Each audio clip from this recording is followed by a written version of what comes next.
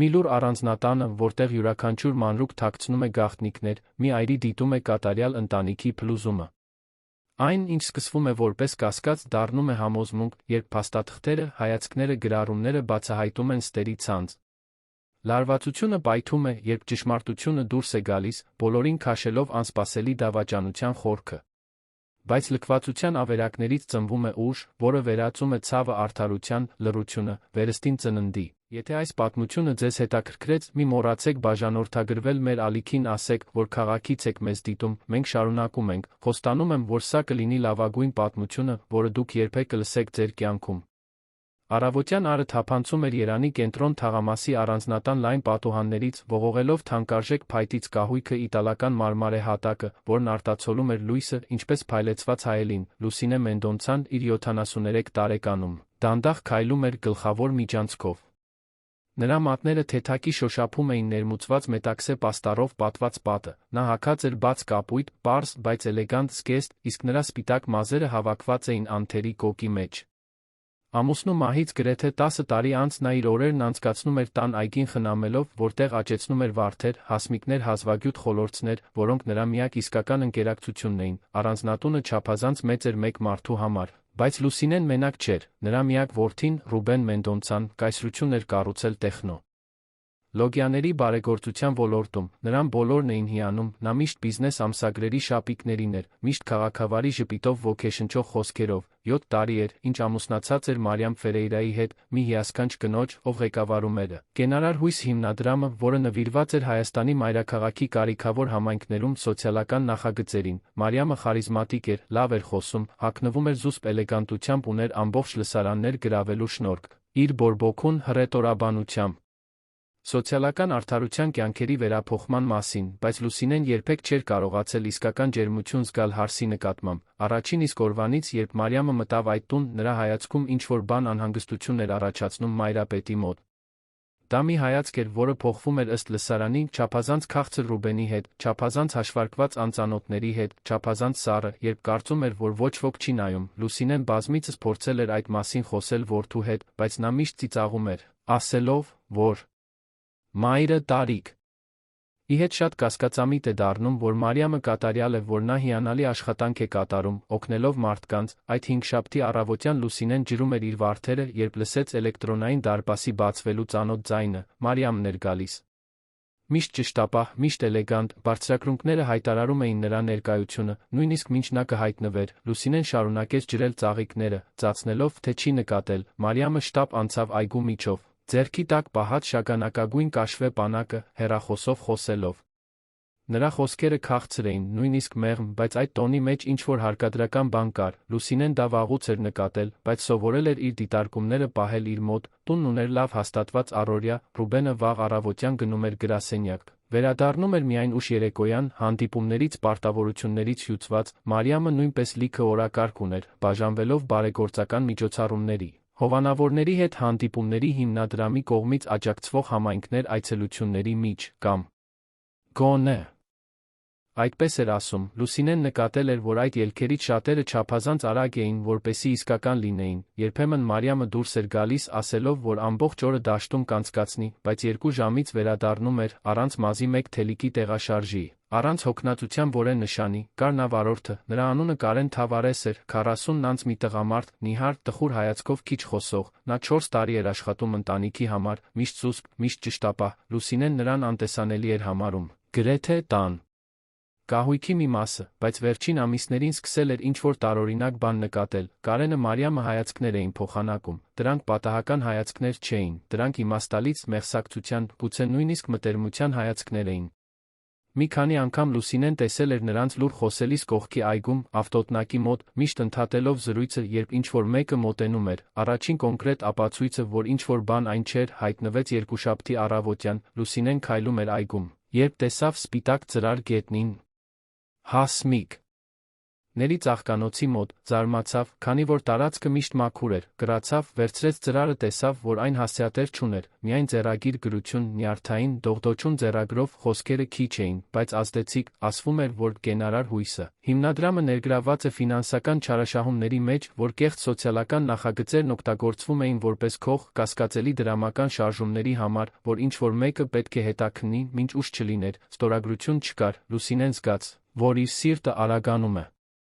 Գրությունը դրեց զգեստի գրպանը, վերադարձավ տուն, փորձելով հանգիստ մնալ, նա չէր կարող մեղադրել Մարիամին առանց ապացույցների, Ռուբենը երբեք չէր հավատա նրան, հիմնվելով միայն անանուն գրության վրա, նրան կոնկրետ ապացույցներ էին պետք։ Հաջորդ օրերին նա սկսեց ավելի ուշադիր դիտել ամեն ինչ, նկատեց, որ Մարիամը փաստաթղթերը պահում էր առանձնատան երկրորդ հարկում գտնվող իր անձնական գրասենյակի գզրոցում, կողպված, ամեն անգամ, երբ ինչ-որ մեկը մոտենում էր, նա արագ կողպում էր գզրոցը, բանալին դնում պայուսակի մեջ, մի կել։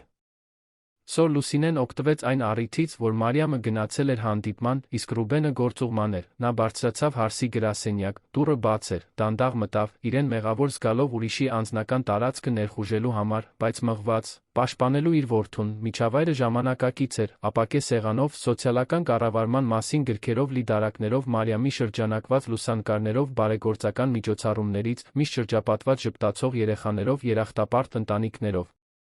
Ամեն ինչ չափազանց կատարյալ էր։ Թվում, Լուսինեն բացեց այն գզրոցները, որոնք կողպված չէին, գտավ սովորական թղթեր, պայմանագրեր, միջոցառումների թղթապանակներ, ոչ մի կասկածելի բան, բայց հետո գրասեղանը շորով մաքրելիս, որպեսզի իր ներկայության հետքեր չթողներ, պատահաբար գցեց ծանր լուսանկարների շրջանակը, այն ընկավ գետնին, դրա հետում, պատին կպած, կար մի փոքրիկ ծալված թուղթ, Լուսինեն վերցրեց այն, զգուշորեն բացեց, դա ձեռագիր գրություն էր, ակնհայտորեն շտապ գրված։ Դրա վրա նշված էին սոցիալական նախագծերի անուններ, որոնք նա ճանաչեց որպես նախորդ տարի հիմնադրամի կողմից դադարեցված ծրագրեր, յուրաքանչյուր անվան կողքին շատ բարձր արժեքներ, որոնց հաջորդում էին վերջին ամսաթվերը, ինչպես էր հնարավոր գումարներ շարժել այլս գոյություն չունեցող նախագծերի անունից, նա լուսանկարեց թուղթը հեռախոսով, ամեն ինչ դրեց իր տեղը, դուրս եկավ գրասենյակից, արագ իջավ աստիճաններով, սիրտը բարձր բաբախում էր, ուղիղ իր սենյակ գնաց, իրեն փակեց այնտեղ, սկսեց համադրել անանուն գրության տեղեկությունները գտած գրառումների հետ, ամեն ինչ իմաստ ուներ։ Մարիամը դադարեցված նախագծերն օգտագործում էր որպես քող, գումարներ շեղելու համար, բայց ուր էր գնում այդ գումարը, եւ ովքեր էին դրանում ներգրավված, Լուսինեն որոշեց, որ պետք է զգուշությամբ գործի, նա չէր կարող ուղղակիորեն բախվել Մարիամի հետ, ոչ էլ խոսել Ռուբենի հետ, մինչ անհերքելի ապացույցներ չունենար, նա սիրում էր իր կնոջը, երբեք չէր հավատա, որ նա կարող է նման բան անել, նրան օգնություն էր պետք, բայց նա չգիտեր ում վստահել, այդ ժամանակ նա հիշեց մի հաղորդման մասին, որը տեսել էր հեռուստատեսությամբ շաբաթներ առաջ, մի երիտա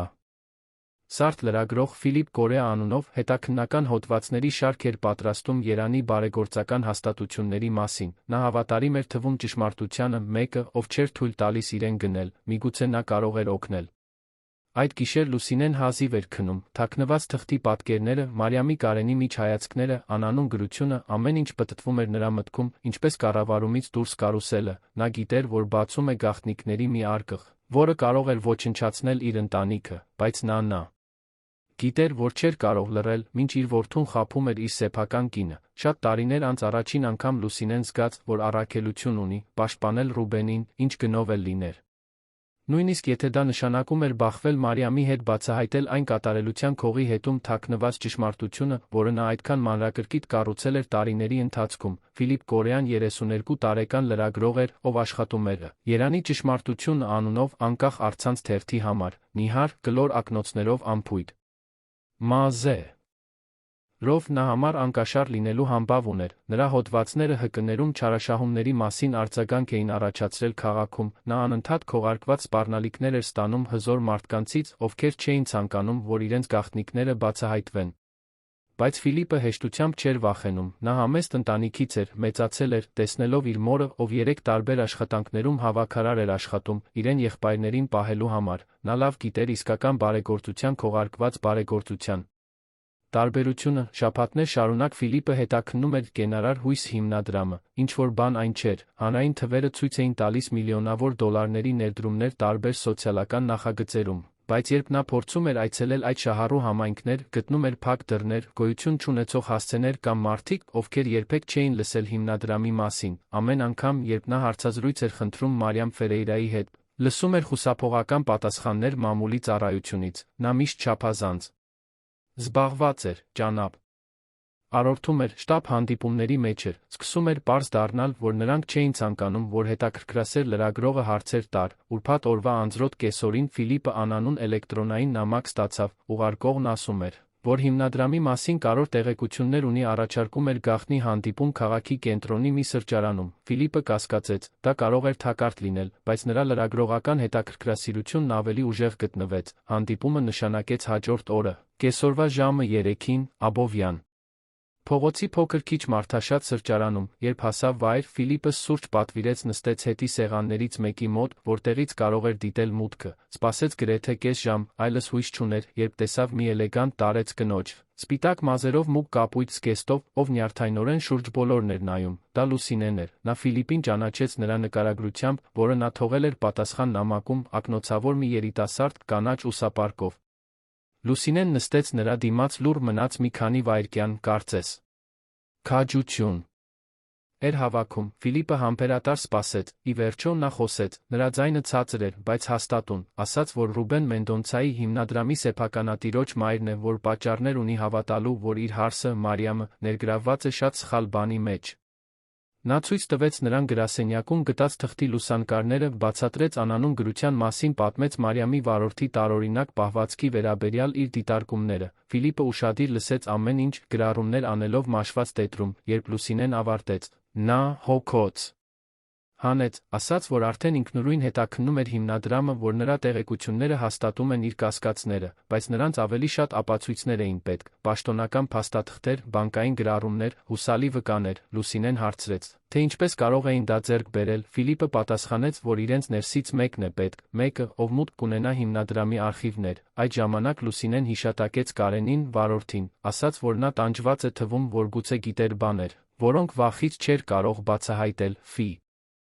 Ֆիլիպը համաձայնեց, որ արժեր փորձել մոտենալ նրան, հաջորդ օրերին Լուսինեն սկսեց ավելի ուշադիր դիտել Կարենին, նկատեց, որ նա միշտ վաղ էր գալիս, բոլորից առաջ, երկար րոպեներ նստում էր մեքենայում, ավտոտնակում, մինչ տուն մտնելը, թվում էր, թե ծանրաբեռնված էր, կարծես ինչ-որ գաղտնիքի ծանրությունը ներսից էր ուտում նրան, մի առավոտ նա օգտվեց այն առիթից, որ Մարիամը դեռ քնած էր, գնաց ավտոտնակ, Կարենն այնտեղ էր, մեքենան մաքրում էր, երբ նա տեսավ Լուսինեին, լարվեց, բայց քաղաքավարի ողջունեց, Լուսինեն պատահական զրույց սկսեց, հարցնելով, թե ինչպես է, արդյոք նրա ընտանիքը լավ է, Կարենը պատասխանում էր միավանկերով, ակնհայտորեն անհարմարավետ զգալով, այնուհետ Լուսինեն փոխեց ռազմավարությունը, ասաց, որ գիտի, որ նա ինչ-որ ծանր բան է պահում իր սրտում, որ դա տեսնում է նրա աչքերում, ասաց, որ այնտեղ չէ, նրան դատելու, այլ օգնելու համար, Կարենը դադարեցրեց մեքենան մաքրելը, նայեց նրան, նրա աչքերը թաց էին, նա կարծես հուզական փլուզման շեմին էր, խեղդված ձայնով Կարենը խոստովանեց, որ մղձավանջ էր ապրում, տարիներ առաջ, երբ 28 տարեկան էր գործազուրկ, նա օգտվել էր կենարար հույս հիմնադրամի ծրագրից, ստացել էր կրթաթոշակ մեխանիկայի տեխնիկական դասընթացի համար, որը փոխել էր իր կյանքը, աշխատանք էր գտել, պահել էր ընտանիքը, արժանապատվություն ուներ, այդ իսկ պատճառով, երբ հիմնադրամը նրան հրավիրեց աշխատել որպես վարորդ, նա երախտագիտությամբ ընդունեց, բայց աստիճանաբար սկսեց տարօրինակ բաներ նկատել, Մարիամը նրան ուղարկում էր կասկածելի հասցեներից ծրարներ վերցնելու, միշտ մենակ, առանց Ռուբենի իմացության։ Նա փոխադրում էր փաստաթղթեր, որոնք երբեք չպետք է տեսներ, եւ ահա, 1 տարի առաջ, ամեն ինչ ավելի վատացավ, Կարենը պատմեց, որ Մարիամը գայթակղել էր իրեն, սկզբում նուրբ էր, գովասանքներ, պատահական հպումներ, մասնավոր զրույցների հրավերներ, նա ամուսնացած էր, 2 երեխա ուներ, սիրում էր իր կնոջը, բայց Մարիամը համառ էր, թուլության մի պահին նա զիջեց, սկսեցին գաղտնի հանդիպել, բայց դա սեր չէր, դա մանիպուլյացիա էր, Մարիամը նրան լուսանկարել էր մտերմիկ պահերին, ապացույցներ էր պահել, երբ նա ցանկացավ ամեն ինչ ավարտել, Մարիամը սպառնաց նրան, ասաց, որ եթե նա որևէ բան պատմի որևէ մեկին, կկործանի նրա կյանքը, կցուցադրեր լուսանկարները նրա կնոջը, կմեղադրեր նրան հարձակման մեջ, պատմություններ կհորիներ, բացի այդ, նա պարզել էր, որ Կարենը վաղուցվա պարտք ուներ վաշխառուներին առաջարկեց վճարել, նրան էլ ավելի կախվածության մեջ թողնելով, Լուսինեն լուռ լսում էր ամեն ինչ, զգալով խղճահարության վրդովմունքի խառնուրդ, Կարենը բանտարկված էր, ոչ թե ճաղերով, այլ վախով մեղքով։ Նա խրախուսեց նրան ամեն ինչ պատմել Ֆիլիպին, լրագրողին, ասաց, որ նա կարող է պաշտպանել նրան, որ միասին կարող են բացահայտել ճշմարտությունը։ Կարենը տատանվեց, ասաց, որ վախենում է նրանից, թե ինչ կարող է անել Մարիամը, բայց Լուսինեն բռնեց նրա ձեռքերը, ասաց, որ վախը կավարտվի միայն այն ժամանակ, երբ ճշմարտությունը բացահայտվի։ Կարենը խորը շունչ քաշեց, համաձայնեց օգնել։ Նույն օրը Լուսինենს մեկ հանդիպում նշանակեց Ֆիլիպի հետ, այս անգամ հանրային զբոսայգում, որտեղ տեսանելի լինելու հավանականությունը ավելի քիչ էր։ Նա իր հետ տարավ Կարենին, վարորդը լրագրողին պատմեց այն ամենը, ինչ գիտեր, խոսեց առեղծվածային ծրարների մասին, ուրվական ընկերությունների հասցեների մասին, Մարիամի անծանոթ մարդկանց միջ լսած զրույցների մասին։ Ֆիլիպը գրի առավ ամեն ինչ, մանրամասներ, ամսաթվեր, ժամեր խնդրեց, ասաց, որ այս տեղեկություններով կարող է սկսել ամբողջական դոսիե կազմել, բայց նրանց ֆիզիկական փաստաթղթեր էին պետք։ Կարենը հիշատակեց, որ Մարիամը իր գրասենյակում պահարան ուներ, նա երբեք չէր տեսել, թե ինչ կար ներսում, բայց մի անգամ տեսել էր, թե ինչպես էր նա արագ բացում ու փակում, երբ ինքը առանց թակելու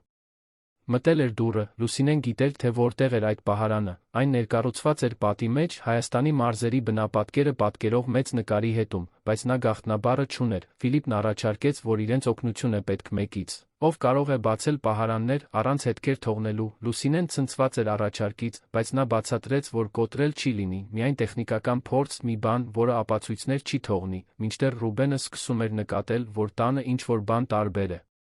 Մարիամը անընդհատ զայրացած էր թվում։ Հե! Ռախոսով ցածր ձայնով էր խոսում, ժամերով փակվում էր գրասենյակում, երբ նա հարցնում էր, թե ամեն ինչ կարգին է, Մարիամը ժպտում էր, ասում, որ դա պարզապես աշխատանքային սթրես է, որ հիմնադրամը մեծանում է, շատ բան է պահանջում իրենից, նա հավատում էր։ Բայց կասկածի փոքրիկ սերմ էր սկսում աճել նրա մտքում։ Լուսինեն դա նկատում էր, գիտեր, որ շուտով պետք է խոսեր որդու հետ, բայց դեռ ժամանակը չէր, նրան անհերքելի ապացույցներ էին պետք։ Մի գիշեր Լուսինեն իր սենյակում էր, երբ Կարենից հաղորդագրություն ստացավ, նա ասում էր, որ Մարիամը ինչ-որ բան է պլանավորում, լսել էր, թե ինչպես է նա հեռախոսով խոսում այն մասին, որ պետք է լռեցնել մեկին, ով չափազանց շատ հարցեր էր տալիս, անուններ չէր նշել, բայց տոնը սպառնալից էր։ Լուսինեն սարսուռ զգաց, արդյոք Ֆիլիպի մասին էր, թե իր մասին, նկատեց, որ ժամանակը սպառվում է, նրանք պետք է արագ գործեին, մինչ Մարիամը կհասկանար, որ իրեն հետաքննում են, կձեռնարկեր կտրուկ միջոցներ իր գաղտնիքները պաշտպանելու համար, առանձնատունը ձեռք էր բերել ծանր մթնոլորտ, կարծես պատերը գիտեին այն գաղտնիքները, որոնք թաքցնում էին, պատրաստվում էին փլուզվել դրանց ծանրության տակ։ Լուսինեն ամեն առավոտ արթնանում էր կրծքի ցավով, իմանալով, որ ամեն օր իրեն ավելի է մոտեցնում ցավալի ճշմարտությանը, որը հավերժ կփոխեր իր որդու կյանքը։ Բայց նա չէր կարող նահանջել, նա արդեն չափազանց հեռու էր գնացել, Ֆիլիպը դոսիեն էր կազմում, Կարենը համաձայնել էր վկայել, ինքը դարձել էր անհավանական հետաքննող իր սեփական տանը։ Այդ երեքշաբթի Լուսինեն արթնացավ սովորականից շուտ։ Արը դեռ լիովին չէր ծագել, երբ նա իջավ այգի, դա նրա ապաստանն էր, միակ վայրը, որտեղ նա կարող էր պարզ մտածել։ Վարդերը ջրելիս նա ինչ-որ տարբեր բան նկատեց, հորտենզիայի թփի ճյուղերի մեջ կար մի փոքրիկ ծալված թուղթ, ամրացված քորոցով, նրա սիրտը արագացավ, շուրջ բոլորը նայեց, համոզվելով, որ մենակ է։ Վերցրեց թուղթը, դա ձեռագիր գրություն էր, Կարենի ձեռագրով, ասվում էր միայն. Այսօր, կեսօրվա ժամը 3-ին, նա ինչ-որ մեկի հետ կհանդիպի Հռոմ սրճարանում, Մաշտոցի պողոտա, կարող է լինել, Լուսինեն գրությունը դրեց իր լոգարանային հագուստի գրպանը, վերադարձավ տուն։ Կարենը նրան հաղորդագրություններ էր թողնում ծաղիկների միջոցով, միակ վայրը, ուր Մարիամը երբեք չէր գնում, դա հանճարեղ էր, վտանգավոր միաժամանակ, եթե Մարիամը բացահայտեր, նրան կդիմակայեին բոլոր սպառնալիքները, որ նա արել էր, իրականություն կդառնային։ Լուսինեն պետք է պաշտպաներ նրան, բայց նա պետք էր այդ տեղեկությունը։ Նա որոշեց, որ կգնա սրճարան այդ կեսօրին, զուսպ, միայն դիտելու համար, նրան պետք էր տեսնել, թե ում հետ է հանդիպում Մարիամը, հնարավորության դեպքում պարզել, թե ինչի մասին էին խոսում։ Կեսօրվա ժամը 2:30-ին Լուսինեն խնդրեց տնային տնտեսուհուն, տիկին Իրինային, որն աշխատում էր տանը, որ նրան տանի քաղաքի կենտրոն, ասաց, որ պետք է կոնկրետ դեղ գնի դեղատանից։ Տիկին Իրինան պարզ հավատարիմ կին էր։ Ավելի քան 15 տարի էր աշխատում ընտանիքի համար, միշտ Լուսինեին վերաբերվել էր իսկական սիրով։ Լանք տաքսի վերցրին, գնացին Մաշտոցի պողոտա։ Լուսինեն խնդրեց իջնել մի քանի թաղամաս առաջ, ասելով, որ մի փոքր ուզում է քայլել։ Հռոմ սրճարանը փոքր, էլեգանտ հաստատություն էր, մայթի վրա սեղաններով, Իտալիային հիշեցնող ձավորումով։ Լուսինեն ներս մտավ, նստեց ռազմավարական անկյունում, որտեղից կարող էր տեսնել փողոցը, բայց հեշտությամբ չէր նկատվի, պատվիրեց երիցուկի, թե սպասեց, ճիշտ ժամը 3-ին նա տեսավ, թե ինչպես է ընտանիքի մեքենան կայանվում սրճարանի դիմաց, Մարիամը իջավ, հագած մեծ արային ակնոցներ։ Գունավոր շարֆ պարանոցին, կարծես ցանկանում էր աննկատ մնալ, Կարենը մնաց մեքենայում, Մարիամը մտավ սրճարան, ուղիղ գնաց հետի սեղաններից մեկի մոտ, որտեղ արդեն մի տղամարդ էր սպասում նրան, նա բարձրահասակ էր, մուգ կոստյումով, մոխրագույն մազերով, գործադիրի տեսք ուներ, Լուսինեն նրան չճանաչեց, նրանք ողջունեցին միմյանց պաշտոնական ձեռքսեղմումով, բայց նրանց միջ լարվածությունը տեսանելի էր, Մարիամը ցածր էր խոսում, բայց նրա ժեստերը նյարդային էին, տղամարդը հանգիստ էր թվում, գրեթե ձանձրացած, կարծես այդ զրույցը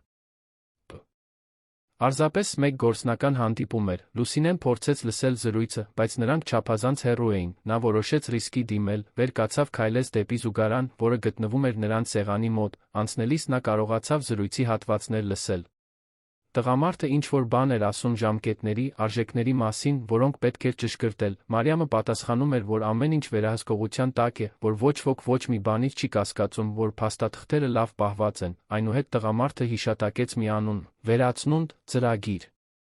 Լուսինեն ճանաչման ցնցում զգաց, սա այն նախագծերից մեկն էր, որը նշված էր այն թղթի վրա, որը նա գտել էր գրասենյակում, մի նախագիծ, որը պաշտոնապես դադարեցվել էր ավելի քան 1 տարի առաջ, վերադարձավ իր սեղանի մոտ, սիրտը արագ բաբախում էր։ Վերցրեց հեռախոսը, զուսպ լուսանկարեց տղամարդուն հեռվից, պատկերը շատ պարզ չէր, բայց բավական էր, որ Ֆիլիպը փորձեր ճանաչել նրան, այնտեղ մնաց 20 րոպե, Մարիամը տղամարդն ավարտեցին զրույցը, նա վճարեց հաշիվը, առաջինը դուրս եկավ։ Մարիամը մի քանի րոպե սպասեց, նախքան դուրս գալը, հավանաբար որպեսզի միասին չերային, Լուսինեն սպասեց, մինչ երկուսն էլ հեռացան, վճարեց իր թեյի համար, դուրս եկավ սրճարանից, անմիջապես զանգահարեց Ֆիլիպին, հանդիպում նշանակեց այդ երեկո, երբ վերադարձավ տուն, հյուծված էր, բայց գոհ։ Փազլից 1 կտոր ուներ, բարձրացավ իր սենյակ, լուսանկարները հաղորդագրությամբ ուղարկեց Ֆիլիպին, նա արագ պատասխանեց, ասելով, որ կփորձի պարզել, թե ով էր այդ տղամարդը, մինչդեռ Լուսինեն հասկացավ, որ պետք է նորմալ պահի իրեն, չէր կարող ցույց տալ, որ ինչ-որ բան գիտի։ Հակառակ դեպքում Մարիամը կկասկածեր, այդ գիշեր Ռուբենը տուն եկավ սովորականից շուտ, հոգնած էր թվում, բայց նա անհանգիստ, նստեց հյուրասենյակում, Լուսինեի հետ մի քանի րոպե զրուցեցին առօրյա բաների մասին, այնուհետ նա ծանր հոգոց հանեց, ասաց, որ Մարիամի պահվածքը տարօրինակ է թվում, նա հեռու էր, խուսափում էր զրույցներից, միշտ զգոն էր թվում, կարծես ինչ-որ բան էր թաքցնում, հարցրեց մորը, թե արդյոք նա ինչ-որ տարբեր բան է նկատել, Լուսինեն կոկորդում հանգույց զգաց, դա այն պահն էր, որից նա վախենում էր, նա կարող ստել որդուն, բայց նա չէր կարող դեռ ամեն ինչ պատմել, առանց կոնկրետ ապացույցների, նա որոշեց զգուշավոր լինել, ասաց, որ իսկապես նկատել էր, որ Մարիամն ավելի սթրեսային էր, բայց գուցե դա պարզապես հիմնադրամի աշխատանքի ճնշումն էր։ Ռուբենը գլխով արեց, բայց նրա աչքերը ցույց էին տալիս, որ այդ պատասխանը նրան լիովին չէր բավարարում, նա սկսում էր կասկածել, դա միաժամանակ լավ էր ու վտանգավոր, հաջորդ առավոտյան Լուսինեն Կարենից 1 գրություն գտավ ծաղիկների մեջ։ Այս անգամ հաղորդագրությունն ավելի շտապ էր։ Նա 5-շաբթի օրվա համար ինչ-որ բան է պլանավորում, լսել եմ, թե ինչպես է ասում, որ մեկընդմիշտ կլուծի մի խնդիր, վախենում եմ, որ դա ձեր մասին է, խնդրում եմ, զգույշ եղեք, Լուսինեն սարսուռ զգաց իր ողնաշարի վրայով, 5-շաբթին 2 օրից էր, Ինչ էր պլանավորում Մարիամը, նա որոշեց պատմել Ֆիլիպին, նրանք կրկին հանդիպեցին, այս անգամ հանրային հրապարակում, առավոտյան, Ֆիլիպն արդեն հասցրել էր ճանաչել լուսանկարների տղամարդուն, նրա անունը Մարտին Ալվես էր, ֆինանսական խորհրդատու, կասկածելի անցյալով, նախկինում հետաքննվել էր փողերի լվացման համար, բայց երբեք չէր դատապարտվել ապացույցների բացակայության պատճառով, եթե նա ներգրավված էր Մարիամի հետ, ապա սխեման ավելի մեծ վտանգավոր էր, քան նրանք պատկերացնում էին, Ֆիլիպն ասաց, որ մոտ էր հիմնադրամի բանկային գրառումներին մուտք ստանալուն դատախազության իր կոնտակտի միջոցով, բայց նրանց մի քանի օր էր պետք, Լուսինեն պատմեց Կարենի գրության 5-շաբթի օրվա հնարավոր սպառնալիքի մասին, Ֆիլիպը լրջացավ, ասաց, որ նա պետք է չափազանց զգույշ լինի, որ չի կարող իրեն վտանգի տակ դնել, առաջարկեց, որ նա այդ օրը տանից դուրս մնա, այցելի ինչ-որ ընկերուհու, հորինի ինչ-որ պարտավորություն, Լուսինեն հրաժարվեց, ասաց, որ չի պատրաստվում թաքնվել իր սեփական տանը, որ պետք է այնտեղ լինի, պաշտպանելու իր որդուն, պարզելու, թե ինչ է պլանավորում Մարիամը, չորեքշաբթի օրը, նշանակված օրվա նախօրեին, առանձնատանը լարվածությունը շոշափելի էր, Մարիամը տարօրինակ կերպով ուրախ էր, երգում էր տանը, չափազանց քաղաքավարի էր բոլորի հետ, Լուսինեն ճանաչում էր այդ պահվածքը։ Դա նույնն էր, ինչ օձերը ցուցադրում Այն հարձակվելուց առաջ Ռուբենն ամբողջ օրը գրասենյակում էր, երբ երեկոյան վերադարձավ, Մարիամը հատկապես քնքուշ էր նրա հետ, պատրաստեց հատուկ ընթրիք, բացեց թանկարժեք գինու շիշ, ամեն ինչ արեց, որպեսզի թվում էր, թե ամեն ինչ կատարյալ է նրանց մեջ։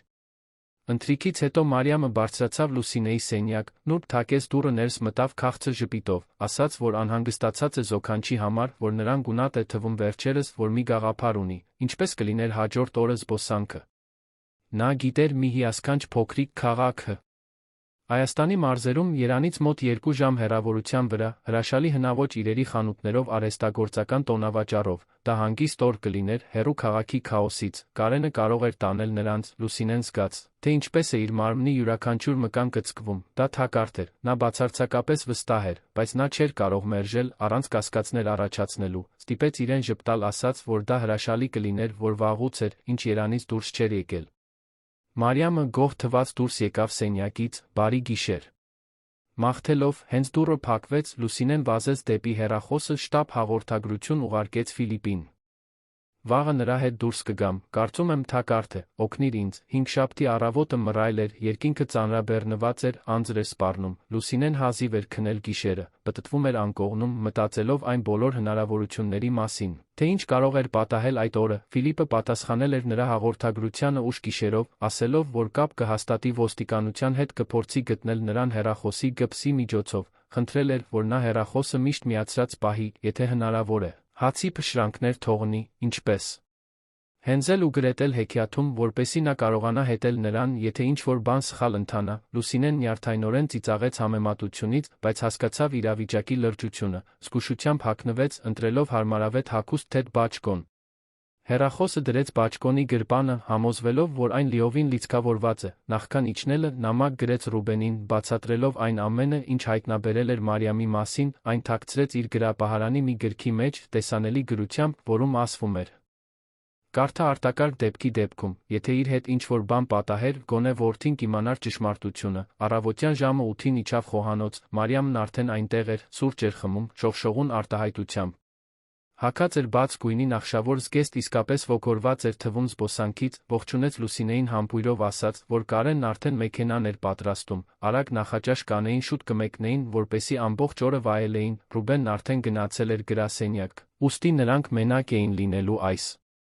ճանապարհորդության ընթացքում, Կարենը հայտնվեց խոհանոցի դռան մոտ, գունատ դեմքով, աչքերով, որոնք խուսափում էին Լուսինեի հետ ուղիղ շփումից, նա հասկացավ, որ Կարենը նույնպես գիտեր, որ ինչ-որ բան այն չէր, Մարիամը վերցրեց մեծ պայուսակը, դրեց ներսում թերմոս, սուրճով մի քանի խորտիկներ, երեքով շարժվեցին դեպի ավտոտնակ, մեքենան սև էր, ընդարձակ հարմարավետ, Մարիամը նստեց ուղորի նստատեղին, Կարենի կողքին, իսկ Լուսինեն անցավ հետի նստատեղ, Երանից դուրս եկան Երան Սան մայրուղով, շարժվելով դեպի մարզեր, Մարիամը աշխույժ զրուցում էր այն փոքրիկ քաղաքի մասին, որ պետք է այցելեին, նկարագրելով հմայիչ խանութները, հարմարավետ սրճարանները, Լուսինեն պատասխանում էր միավանկերով, մնալով զգոն, Կարենը լիովին լուռ էր, պարզապես վարում էր, ձեռքերը ամուր սեղմելով ղեկը։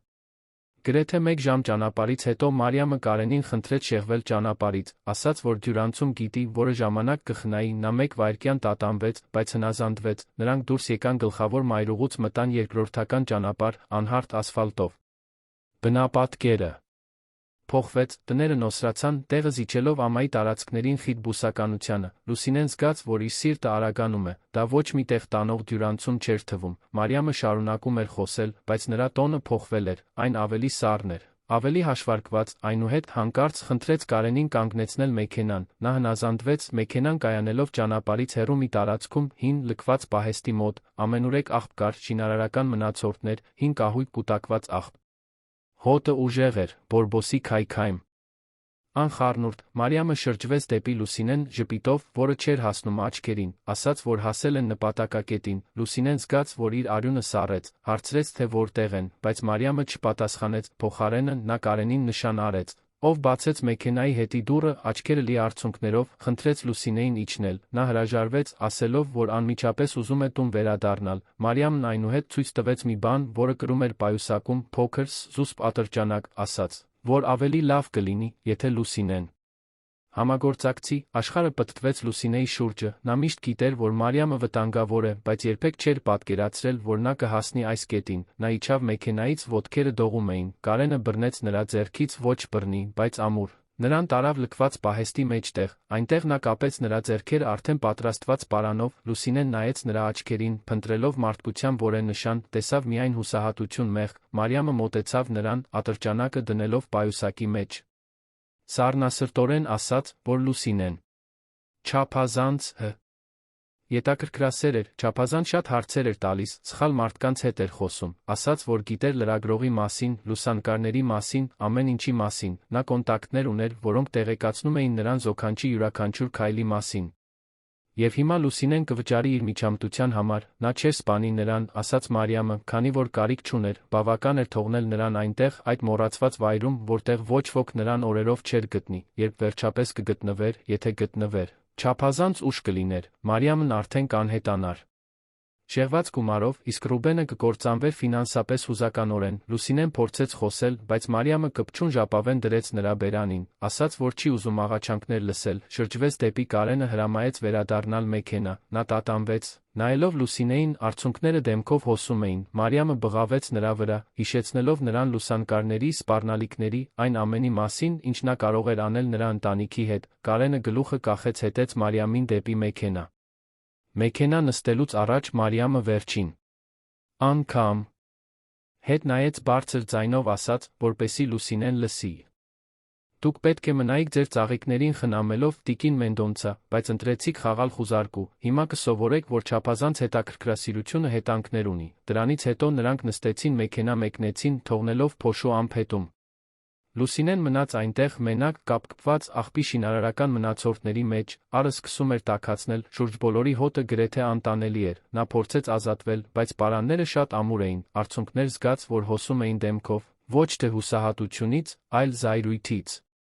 Զայրույթից, որ անմեղ էր եղել, որ ավելի արագ չէր գործել, որ չէր կարողացել պաշտպանել Ռուբենին այդ կնոջից, բայց հետո հիշեց հեռախոսը, այն բաճկոնի գրպանում էր, եթե կարողանար հասնել դրան, կարող էր օգնություն խնդրել, նա փորձեց շարժել ձեռքերը, ոլորվելով հասնելու գրպանին, բայց դժվար էր, պարանները ցավեցնում էին նրա դաստակները, յուրաքանչյուր շարժում ցավոտ էր, նա չէր հանձնվի, չէր կարող հանձնվել, Ռուբենին ինքն էր պետք, Ֆիլիպը փորձում էր գտնել նրան, նա պետք է դիմադրեր, մինչդեռ, վերադառնալով առանձնատուն։ Ռուբենը գրասենյակից ավելի շուտ եկավ, զարմացավ դատարկ տունը տեսնելով, կանչեց մորը, բայց պատասխան չստացավ, հարցրեց տնային տնտեսուհուն, տիկին Իրինային, թե որտեղ է Լուսինեն, նա ասաց, որ տիկինը առավոտյան Մարիամի հետ մեկնել էր մարզերում զբոսանքի։ Ռուբենը զարմացավ, մայրը հազվադեպ էր դուրս գալիս, իսկ Մարիամը երբեք հետաքրքրություն չէր ցուցաբերել զոքանչի հետ ժամանակ անցկացնելու համար, ինչ-որ բան այն չէր, փորձեց զանգահարել Մարիամի հեռախոսին, նա չպատասխանեց, զանգահարեց մոր հեռախոսին։ Նա նույնպես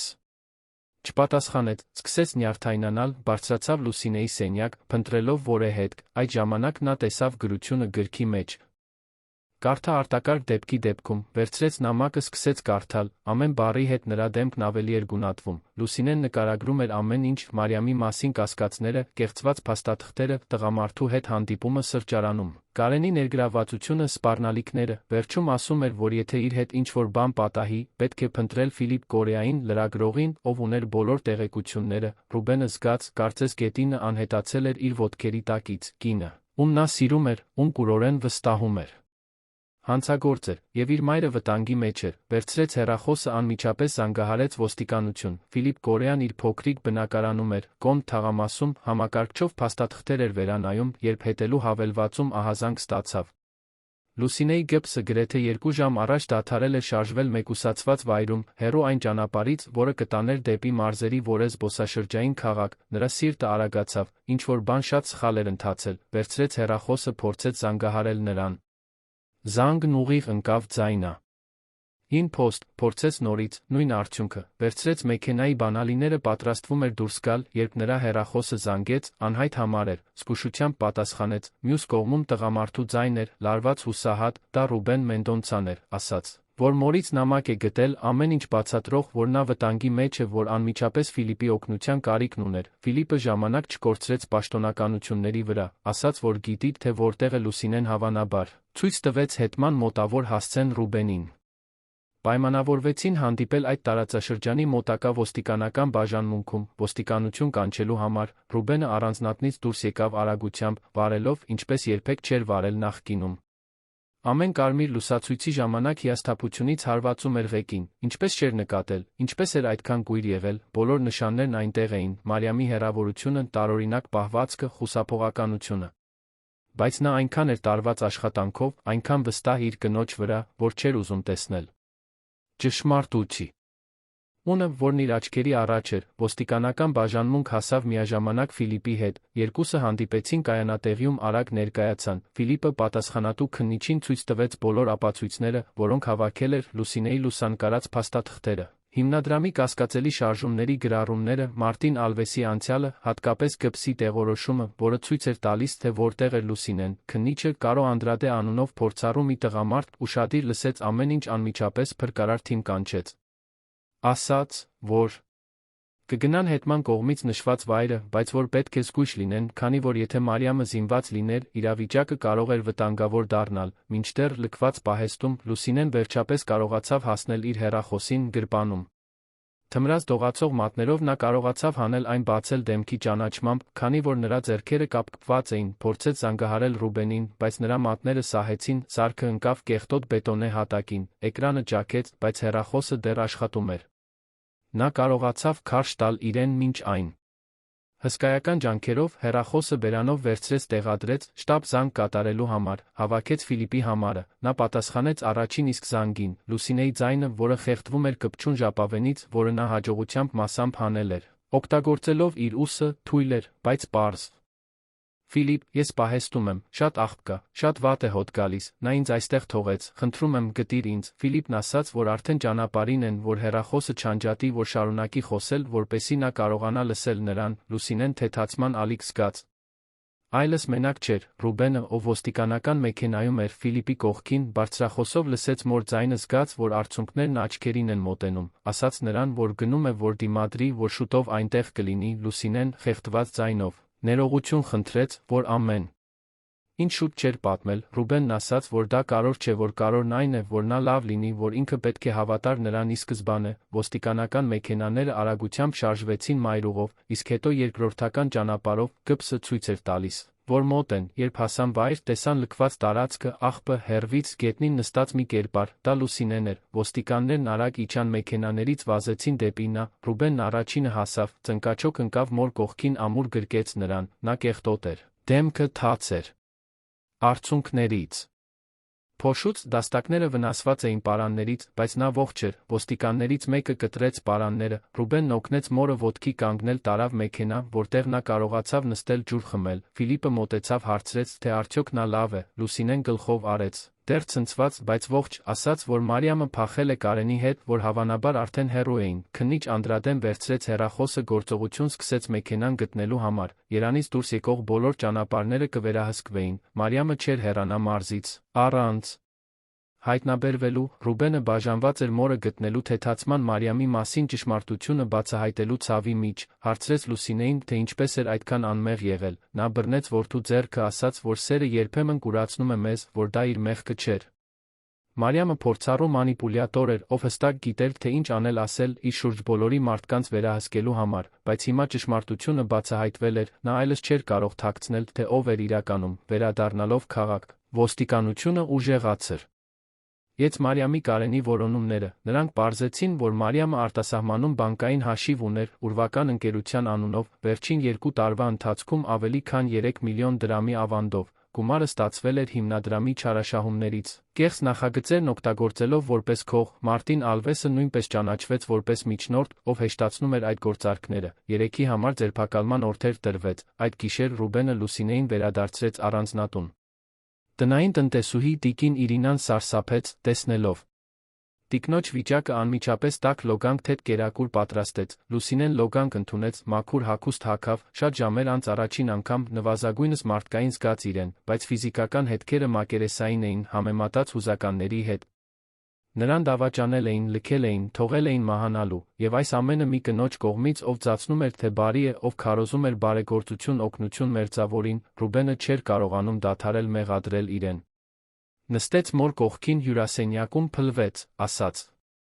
որ պետք է ի սկզբանե լսեր նրա մտահոգությունները, որ պետք է հետաքններ, երբ նա իր կասկածները հիշատակեց, Լուսինեն մխիթարեց նրան, ասելով, որ կարևորն այն է, որ հիմա նրանք գիտեն ճշմարտությունը կարող են վերակառուցել, հիմնադրամը կվերստուգվի, իսկական նախագծերը կպահպանվեն, այն մարդիկ, ովքեր իսկապես օգնության կարիք ունեին, կշարունակեն աջակցություն ստանալ, բայց այժմ թափանցիկությամբ ազնվությամբ Ֆիլիպը, կատարելով իր լրագրողական դերը, շարունակեց հետաքննել, նա պարզեց, որ Մարտին Ալվեսը նմանատիպ սխեմաներ էր արել այլ բարեգործական հաստատությունների հետ տարբեր մարզերում, նրա դոսիեն հիմնարար էր մի քանի այլ հետաքննությունների համար, տղամարդը ձերբակալվեց նույնպես սպասում էր դատավարության, նրա կոռուպցիոն ցանցը քանդվեց, շատ զոհեր վերջապես կարողացան արդարություն փնտրել, Կարենի պատմությունը թերս ամենատրագիկն էր, նրան օգտագործել էին, շահարկել հուզականորեն ոչնչացրել, նրա կինը, իմանալով նրա ներգրավվածությունը Մարիամի հետ, ամուսնալուծություն խնդրեց։ Նրա երեխաներն այլս չէին ուզում խոսել նրա հետ, նա լցրել էր ամեն ինչ վախից թուլությունից, բայց վկայելով Մարիամի դեմ համագործակցելով իշխանությունների հետ, նա կարողացավ պատժի կրճատում ստանալ, նա դատապարտվեց հանրային ծառայություններ կատարելու անցավ ինտենսիվ հոգեբանական խորհրդատվություն։ Դանդաղորեն նա սկսեց վերակառուցել իր կյանքը, Ռուբենը կարեկցանքի ժեստով առաջարկեց օգնել նրան նոր աշխատանք գտնել, երբ նա կավարտեր իր պատիժը, ասաց, որ բոլորն արժանի են երկրորդ հնարավորության, եթե իսկապես պատրաստ են փոխվել, նոր հիմնադրամը, որը վերանվանվեց Վերացնունդ ինստիտուտ, պաշտոնապես բացվեց ամբողջ սկանդալից 6 ամիս անց, Ռուբենը Լուսինեն արարողության էին, Ֆիլիպի, տեղական իշխանությունների շահառու համայնքների ներկայացուցիչների կողքին, չկար ճոխություն, չկային բորբոքուն ելույթներ։ Այն պարզ էր, ազնիվ թափանցիկ, հենց այնպես, ինչպես պետք է լիներ ի սկզբանե, Լուսինեն բացման ժապավենը կտրելիս, զգաց, որ վերջապես ինչ-որ նշանակալի բան է անում իր կյանքում, նա ոչ միայն կարոր մեկի մայրն էր, նա ինքնին կարոր մեկն էր։ 1 տարի էր անցել լքված պահեստի։ Այն վսափելի օրվանից, կենտրոնի առանձնատունը կրկին կյանք էր ստացել, բայց դա այլ կյանք էր, ավելի թեթ, ավելի ճշմարիտ, Լուսինեն ամեն առավոտ արթնանում էր հստակ նպատակով, սուրճից հետո իջնում էր այգի խնամում իր ծաղիկները նույն նվիրումով, ինչպես միշտ, բայց այժմ, հանգիստ ժպիտով դեմքին, վարդերն այդ տարի ավելի եռանդով էին ծաղկել, կարծես զգում էին այն խաղաղությունը, որը վերջապես բնակվում էր այդ վայրում, Ռուբենը նույնպես փոխվել էր, նա այլս աշխատանքով տարված գործարարը չէր, ով օրերն անցկացնում էր գրասենյակում։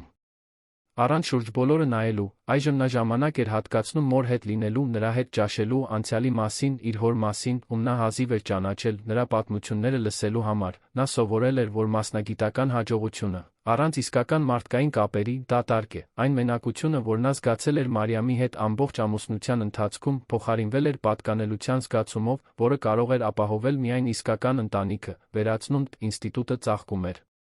Սոցիալական նախագծերը ամսական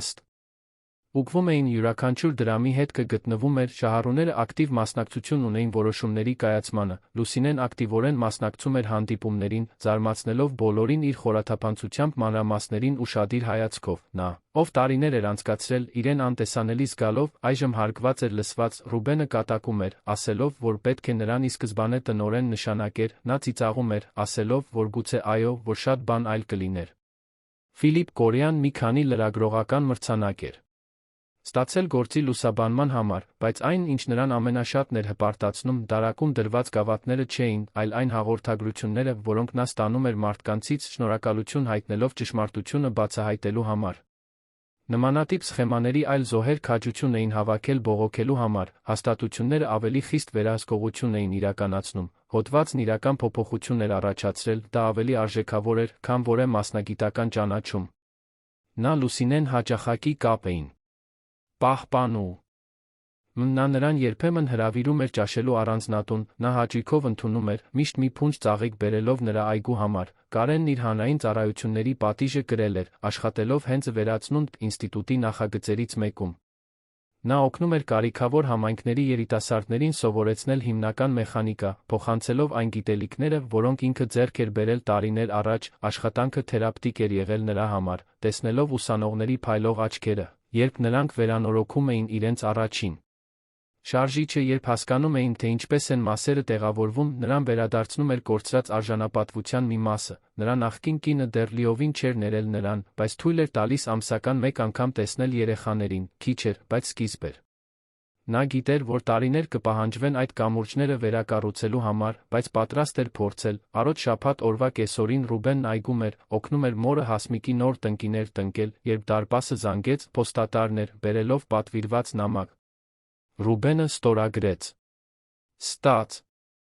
Ականը նայեց ծրարին, այն բանտից էր, Մարիամից էր, նա վարանելով նայեց մորը, Լուսինեն ժեստ արեց, որ բացի, նրանք նստեցին այգու նստարանին, Ռուբենը բարձրաձայն կարդաց նամակը, Մարիամը գրում էր, ասելով, որ շատ ժամանակ է ունեցել իր գործողությունների մասին մտածելու համար, սկսել էր թերապիա անցնել կամավոր հոգեբանի հետ, ով այցելում էր բանտ, մասնակցում էր աջակցության խմբերին, կյանքում առաջին անգամ դիմակայում էր իր ներքին դերին, նա խոստովանում էր, որ մեծացել էր միջավայրում, որտեղ գոյատելը նշանակում էր միշտ առաջ լինել, միշտ առավելություններ ստանալ, որ այդ մտածելակերպը տեղափոխել էր իր չափահաս կյանք, երբեք չկասկածելով, թե արդյոք դա ճիշտ էր, թե սխալ, ասում էր, որ ներում չէր սպասում, ոչ Ռուբենից, ոչ Լուսինեից, ոչ էլ որևէ մեկից, բայց ուզում էր, որ նրանք իմանային, որ փորձում է ավելի լավ մարդ դառնալ, նա առաջարկել էր դասախոսություններ կարդալ այլ դատապարտյալների համար ֆինանսական կրթության ազնիվ ձեռնարկատիրության մասին, օգտագործելով իր սեփական պատմությունը որպես օրինակ, թե ինչ չանել։ Որոշ կանայք նտեղ սխալներ էին թույլ տվել հուսահատությունից, տարբերակների բացակայությունից, Մարիամը ցանկանում էր օգնել նրանց ավելի լավ ուղիներ գտնել, երբ դուրս գային, նամակի վերջում կար մի պարբերություն, հատուկ ուղղված Լուսինեին։ Մարիամը շնորհակալություն էր հայտնում նրան, որ նա քաջություն ուներ հետաքննելու, չլռելու, Ռուբենին պաշտպանելու, նույնիսկ երբ ոչ ոք չէր հավատում նրան, ասում էր, որ Լուսինեն ավելի ուժեղ էր, քան թվում էր, որ ինքը Մարիամը լիովին թերագնահատել էր այդ կնոջը, ավարտում էր, ասելով, որ հուսով է, որ այգու ծաղիկները կշարունակեն գեղեցիկ մնալ, որովհետև կյանքի աղբի մեջ նույնիսկ միշտ տեղ կլինի գեղեցիկ բաների համար, աճելու, Ռուբենն ավարտեց կարդալը լուռ մնաց, մտածելով խոսքերի մասին, Լուսինեն խորը շունչ քաշեց ասաց. Նա փոխվում է կամ գոնե փորձում է, դա այն ամենն է, ինչ կարող ենք խնդրել մեկից, ով այդքան է սխալվել, Ռուբենը գլխով արեց, զգուշությամբ ծալեց նամակը դրեց գրպանը, միգուցե մի օր կպատասխաներ, կամ գուցե ոչ, կարևորն այն էր, որ նա կարող էր առաջ շարժվել, առանց ատելության, առանց դառնության, պարզապես սովորած դասով, այդ պահին մի 5-ամյա տղա վազելով եկավ այգիով, դա Ռաֆայելն էր, Լուսինեի թոռը, Ռուբենի որդին, նախկին հարաբերություններից, որը տարիներ շարունակ գաղտնի էր պահվել, Մարիամից ամուսնալուծվելուց հետո։ Ռուբենը վերջապես հրապարակայնորեն ընդունել էր հայրությունը տղային բերել էր իր Լուսինեի հետ ապրելու, երեխան մշտական ուրախություն էր առանձնատանը, վազվզում էր բույսերի միջով, ամեն ինչի մասին հարցեր էր տալիս, տունը լցնելով ծիծաղով։ Ռաֆայելը բռնեց տատիկի ձեռքից, խնդրելով, որ նա օգնի իրեն տնկել մի սերմ, որը գտել էր բակում, Լուսինեն ժպտաց, վեր կացավ նստարանից թոռան հետ գնաց ծաղկանոց, Ռուբենը դիտում էր երկուսին, մայրը իր սպիտակ մազերով, որդին իր մուգ գանգուրներով, երկուսն էլ ծնկաչոք հողի վրա, Յասին տնկում էին, դա պարզ տեսարան էր, բայց իմաստալից, դա նոր սկիզբների, հույսի, կյանքի ուժի մասին էր, որը համառորեն աճում է նույնիսկ ամենաանհավանական վայրերում, Ֆիլիպը հայտնվեց դարպասի մոտ այդ պահին, հրավիրված խորովածի, որը Ռուբենն էր կազմակերպում, նա իր հետ նոր ընկերուհի էր բերել, մի ուսուցչուհի, ում հանդիպել էր հետաքննական լրագրության մասին դասախոսության ժամանակ, Լուսինեն նրանց դիմավորեց ջերմ գրկախառնություններով ներկայացրեց Ռաֆայելին, ով անմիջապես քաշեց Ֆիլիպին, այգին տեսնելու բոլոր բույսերը ցույց տալու համար, որոնց անունները տատիկը սովորեցրել էր, կեսօրն անցավ հանգիստ, նրանք կերան, խոսեցին, ծիծաղեցին, հավատարիմ տնային տնտեսուհի տիկին Իրինան լիմոնի տորտ մատուցեց, որը տան մասնագիտությունն էր, Ռուբենը նայեց սեղանի շուրջը, տեսնելով իր սիրելի մարդկանց խորին երախտագիտություն զգաց, նա շատ բան էր կորցրել վերջին տարում, ամուսնություն, պատրանք, իր անմեղության մի մասը, բայց նա շատ ավելի արժեքավոր բան էր ձեռք բերել, ճշմարտությունը, մոր հետ մտերմությունը, մի որդի, ում կարող էր հրապարակա ինորեն ընդունել, իսկական ընկերներ, երբ արը սկսեց մայր մտնել, երկինքը նկարելով նարնջագույն վարդագույն գույներով, Լուսինեն վերադարձավ այգի, վերջին անգամ ջրելու բույսերը, Ռուբենը ուղեկցեց նրան, երկուսը լուռ քայլեցին ծաղկանոցների միջով։ Նրանք կանգնեցին վարդերի առաջ, որոնք հատկապես գեղեցիկ էին այդ օրը, Լուսինեն նուրբորեն շոշափեց թերթիկներից մեկը ասաց. Գիտես որդիս, երկար ժամանակ կարծում էի, որ իմ կյանքն ավարտվել է, երբ հայրդ հեռացավ, կարծում էի, որ ինձ մնում էր միայն սպասել, թե ինչպես է ժամանակն անցնում, բայց ես հայտնաբերեցի, որ սխալվում էի, կյանքը չի ավարտվում, քանի դեռ կարող ենք սերմ տնկել տեսնել, թե ինչպես է այն աճում, Ռուբենը գրկեց մորը, զգալով այդ խոսքերի ծանրությունը, Լուսինեն ճիշտ էր, նրանք անցել էին սարսափելի փոթորիկի միջով, տեսել էին մարդկային բնույթի վատագույնը, դավաճանվել վիրավորվել էին, բայց նրանք գոյատեցին, և ավելին։ Նրանք ընտրել էին թույլ չտալ, որ ցավը նրանց դառն մարդկանց վերածեր, նրանք ընտրել էին ներել, վերակառուցել, առաջ շարժվել, այդ գիշեր, քնելուց առաջ, Լուսինեն գրեց իր օրագրում մի բան, որը տարիներով չէր արել, գրեց վերջին տարվա մասին, այն ամենի մասին, ինչ պատահել էր, սովորած դասերի մասին, ավարտեց մի նախադասությամբ, որն ամփոփում էր ամեն ինչ. Ցավը կարող է լինել ամենադառը պարարտանյութը, բայց եթե իմանանք, թե ինչպես օգտագործել այն կաճեցնի ամենագեղեցիկ ծաղիկները, եւ ես սովորեցի, որ նույնիսկ ամենաանհավանական վայրերում, նույնիսկ աղբի լքվածության մեջ, միշտ կլինեն արմատներ, որոնք դիմադրում են, ծաղիկներ, որոնք վերացնվում են։ Նա փակեց օրագիրը, անջատեց լույսը, պառկեց, զգալով մի խաղաղություն, որը վաղուց չէր զգացել, դրսում, այգում, ծաղիկները քնած էին լուսնի լույսի տակ, օրորված երանյան գիշերվա մեղմ զեփյուրով։ Եվ վաղը, երբ առը կրկին ծագեր, նրանք այնտեղ կլինեին, ամուր գեղեցիկ, հիշեցնելով բոլորին, որ կյանքը միշտ ծաղկելու միջոց է գտնում։ Սիրելի ունկնդիրներ, հուսով ենք, որ Լուսինեի, Ռուբենի, Մարիամի պատմությունը խորապես դիպել է ձեր սրտերին։ Նման պատմությունները հիշեցնում են մեզ, որ ճշմարտությունը միշտ իր ճանապարհն է գտնում, որ քաջությունը կարող է բխել ամենաանսպասելի վայրերից, որ ներումը մի ճանապարհ է, որն արժե անցնել։ Եթե այս պատումը հուզեց ձեզ, մի մոռացեք բաժանորդագրվել մեր ալիքին, շարունակելու հետել պատմություններին, որոնք ուսումնասիրում են կյանքի բարդությունը, մարդկային հարաբերությունների մարտահրավերները, հույսի ուժը։ Թողեք ձեր հավանումը, որպեսզի կարողանանք այս պատմությունները հասցնել ավելի շատ մարդկանց, ովքեր պետք է դրանք լսեն։ Եվ մեկնաբանություններում պատմեք մեզ. Դուք երբե հայտնվել եք մի իրավիճակում, որտեղ պետք է քաջություն ունենայիք դժվար ճշմարտություն բացահայտելու համար, ինչպես է եղել ձեր փորձը, մենք սիրով կկարդայինք, կզրուցեինք ձեզ հետ, ամեն օր մենք նոր պատմություններ ենք բերում, որոնք փառաբանում են մարդկային դիմացկունությունը, նորից սկսելու կարողությունը, մինչ հաջորդ պատմությունը, հիշեք։ Ինչպես Լուսինեի ծաղիկները, մենք նույնպես կարող ենք վերացնվել։